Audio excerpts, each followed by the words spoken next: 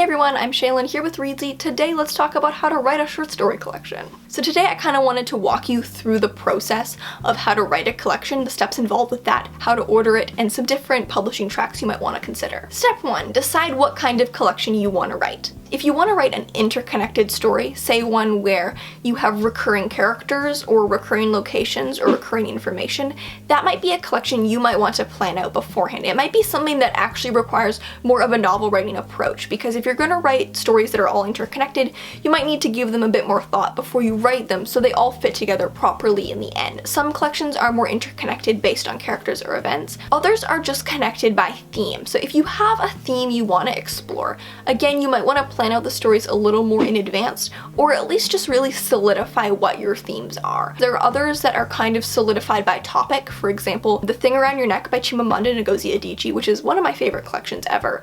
All of the stories are about Nigerian women, so they're all kind of tied by that, but other than that, outside of that, they all stand on their own as individual pieces. However, there are also collections that are more there to kind of just showcase a range of stories. This is kind of the type of collection I'm writing right now, and these collections often arise more from writers who are kind of just writing short stories and then decide they want to put them into a collection. And there's nothing wrong with that kind of collection. It's actually the type of collection I most enjoy reading because I really like a range of stories. If I'm gonna read 12 stories in a row, I like there to be some variety. So if you're kind of planning on writing that type of collection where it's really more tied together by your style, you can probably write the stories without much planning in advance. Even if your stories aren't really interconnected, you still at some point might have to consider if some of them don't really fit, because probably overarching themes and moods will start to appear as you write the stories, even if you don't plan it. So at some point, you might have to pluck one or two that just don't vibe with the collection, even if the point of the collection is more to showcase a range. But it also depends on how wide-reaching your collection is. If all of the stories are drastically different, you could do something really weird and quirky for pretty much any of them. Now, step 2 is to write the stories. If you want to learn how to write a short story, we have a video on that. I will leave that linked in the cards. It generally takes quite a while for one person to write 9 to 14 polished stories. Now, when you're writing short stories, my recommendation would be to polish and publish them as you go. So instead of writing all of your first drafts and have 12 first drafts, keep polishing them and editing them as you write, because otherwise you're going to be left at the end with the gigantic task of editing 12 short stories, and that can be a lot. The thing about short stories is that they have to be really, really unified. Oftentimes when you write a short story, that first draft gets completely overhauled because it's not accomplishing the specific thing you needed it to accomplish or wanted it to. So I would recommend editing them as you go and as you write them, and continuing to edit them, because you're probably going to improve as a writer as you keep writing the collection. Especially if you're new to writing short stories, probably for a while every single one you write will get better than the last one. You might find, especially if this is your first collection, by the time you're writing story number 9, you might have to completely rewrite story number 1. And along with that, try to publish them as you go. Always keep submitting. Don't wait until all of your stories are done and polished to start submitting them. If you want to learn about how to submit short stories, we also have a video on that I will leave in the cards. It can take a lot of submissions to get a story accepted. You're probably going to get tons of rejections for each one. If you want to publish your collection later on, especially if you want to go the traditional publishing route, it's really important that you have a fair number of the stories already published in reputable magazines.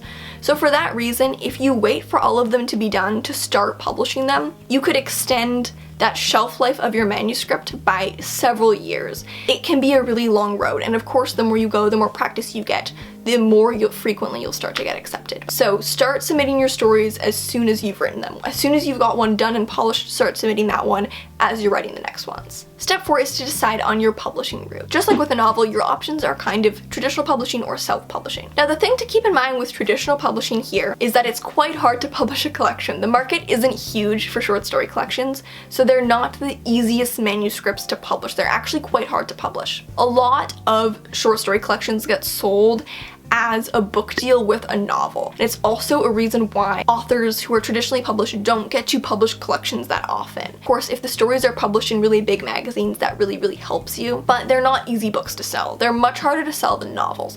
So that's definitely something to consider if you want to go the traditional route.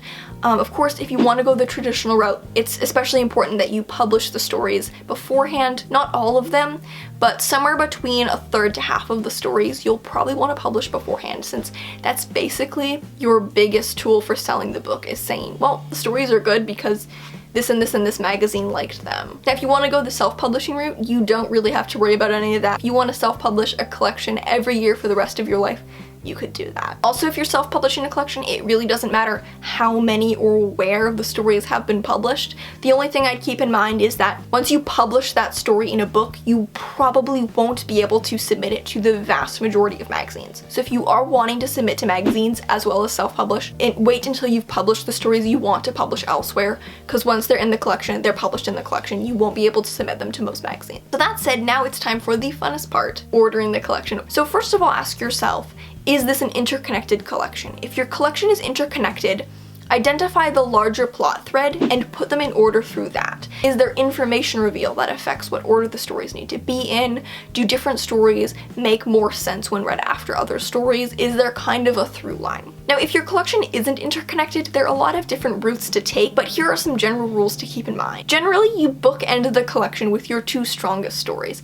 Now, my philosophy here is that you should aim to make all of the stories as consistent quality as you can. But typically, if you have 2 that are really standout pieces, those are the ones you start and end the collection with. Ideally, that first story is one that, first of all, will really engage a reader who picks up the collection, but also gives a good idea for what the full collection is going to be about.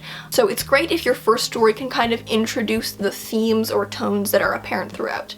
And then for your final story, it's kind of the trend to put the longest story last, or if you have a novella, put it last. But the ideal is also that this is one of the stronger pieces, so that you close off the collection really strong, and also that it gives a sense of closure to the book as a whole. Now that said, ordering the pieces throughout the middle is also pretty difficult. Look at the content and try to space it out in a way that flows well. So I like to spread it out so that anything similar isn't next to each other. I have a few stories that are in second person, not putting the second person stories next together, or I have a couple stories with a more magical realism element, not putting them next to each other, so that the pieces really flow well and it doesn't feel like a lot of the same at the same point. I also try not to put maybe something lighter after a really heavy ending, so I try not to bookend that in a jarring way. It's kind of a giant puzzle, and it's great to get other people's opinions on it. Ultimately, if you are traditionally publishing, your publisher will have an input on this. If you're self-publishing your book, it's pretty much all up to you, and there are lots of different ways to go about it.